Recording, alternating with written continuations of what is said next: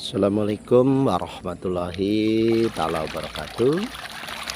Pada saudara-saudaraku pemirsa setia pendidikan, yang mana pada sore hari ini kita akan menyampaikan bagaimana cara budidaya ikan nila menurut kami yang benar.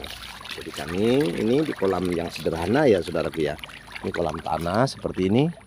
Nah, ini makanannya pun kita bibis dulu saudaraku, supaya pencernaan si ikan tidak menjadi sakit. Ini kita berikan makanan yang sesuai dengan keinginan si ikan nila, yaitu sehari 2 kali. Dan apabila kita mau keperluan yang mendesak karena mau dibesarkan secepatnya, ya kita beri makan tanpa batasan ya saudara, bisa 3-4 kali. Proteinnya pun protein yang tinggi. Sebenarnya ikan nila ini ikan yang sangat mudah memeliharanya saudaraku. Sangat mudah sekali memeliharanya. Yang terpenting di sini adalah kondisi airnya. Jangan sampai sisa daripada limbah industri, kaitannya pewarna tekstil ataupun perbuangan putas dari perusahaan-perusahaan singkong, tapioka, perusahaan sawit yang menggunakan putas ataupun menggunakan kaporit, itu kurang bagus dalam kita berbudidaya ikan. Tapi kalau kita dari limbah kotoran dapur seperti itu pun kurang bagus. Maka harus kita berikan air dari sumber mata air, baik dari sungai maupun dari sumber tanah galian ataupun dari sumur bor. Yang terpenting jangan langsung diberikan ke ini ya saudaraku ya, jangan langsung diberikan ke pelihara ikan. Kenapa? Kalau airnya tidak diendapkan, maka pH-nya itu menjadi tinggi. Jadi kurang sehat apabila untuk memelihara ikan. Yang terbaik adalah diendapkan sampai setengah bulan seperti itu, sampai 1 bulan, supaya tumbuh lumut-lumut dan nantinya akan menjadi makanan si ikan itu.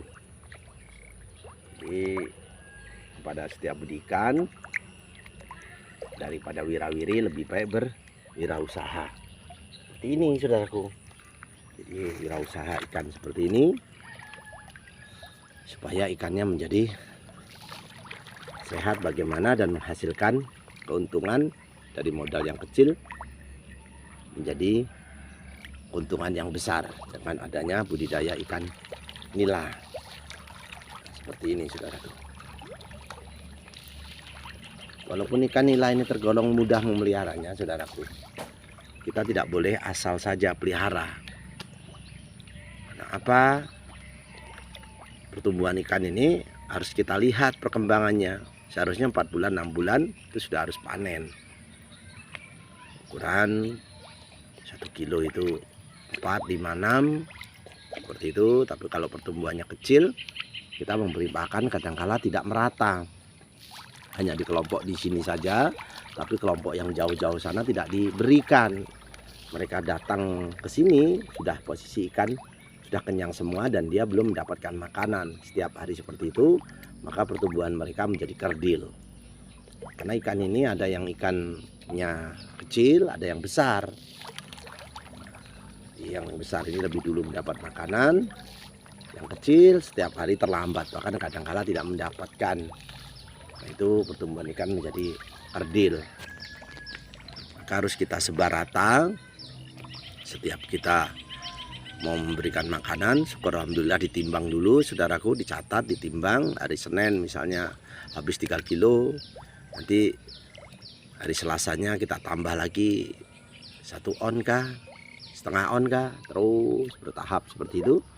Insya Allah kita akan tahu daripada kebutuhan si ikan.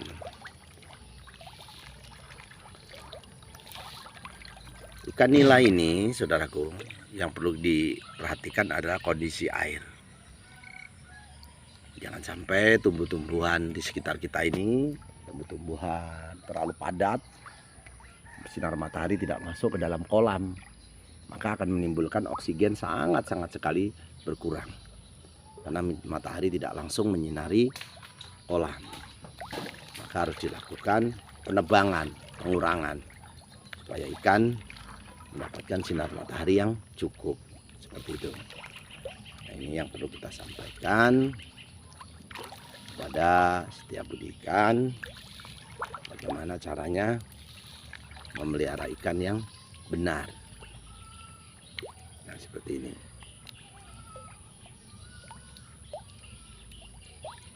Ini saudaraku, ini yang perak ini termasuk ini lagip saudaraku.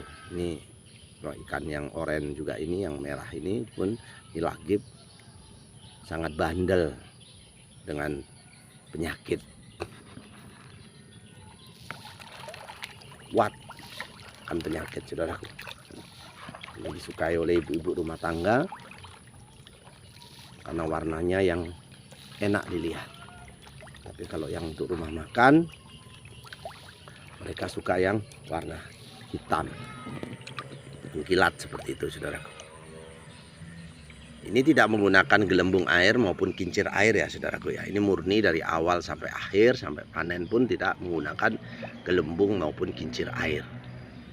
Karena apa? Kita sering mati lampu saudaraku. Kalau kita menggunakan genset, bensinnya ataupun pertalite maupun pertamaknya cukup tinggi untuk biaya genset.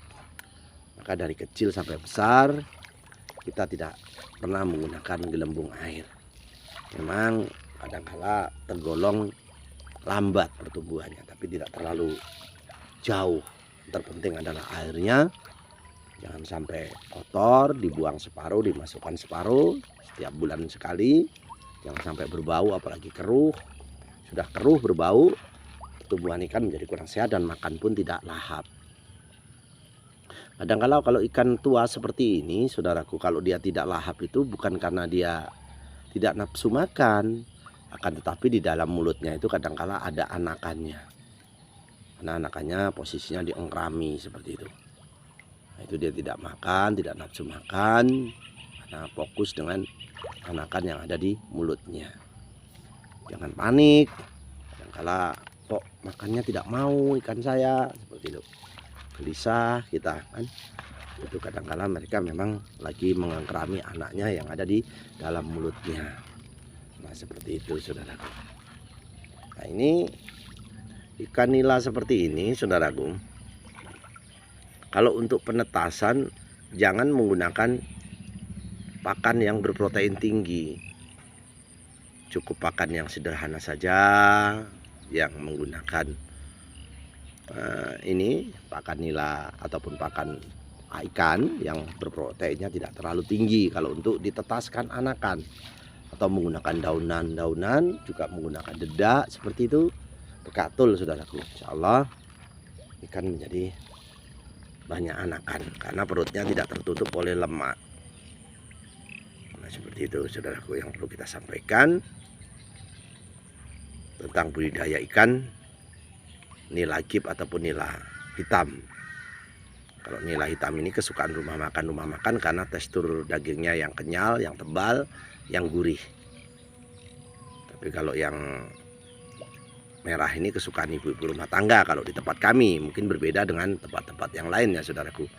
Jadi saya akhiri dulu, apapun bentuknya kolom komen ini untuk saudara-saudaraku. Apabila tidak suka maupun suka, kami bukan yang terbaik, tapi kami ingin menyampaikan beraman ma'ruf nahi mungkar, berlomba-lomba untuk mencari kebaikan.